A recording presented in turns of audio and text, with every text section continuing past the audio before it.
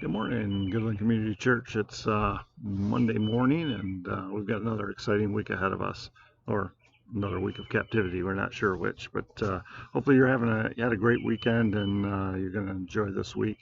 This week, I wanted to focus for our moment of encouragement. Our verse of the day is really going to be verses of the day. We're going to talk about a different parable every day, and I'm not going to explain them to you. The whole purpose of this is to keep this tight and short. These are beautiful stories. The parable's designed is a story designed to teach a spiritual truth.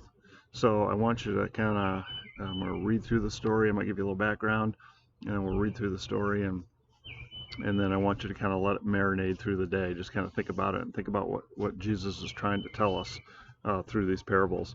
If you're curious, I'm going to give you the reference, and so you can go back and read, because a lot of times, often in parables, Jesus will explain it to his disciples because they didn't get it.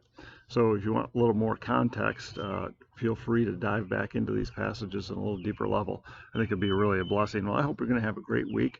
Parable this morning, we're going to talk about the mustard seed. It's in Mark chapter 4, and we're going to start in verse 30. It's just a couple verses. It says this. This is Jesus talking. And he said, "What can we compare the kingdom of God, or what parable shall we use for it? It is like the grain of a mustard seed, which when sown on the ground is the smallest of all seeds on the earth.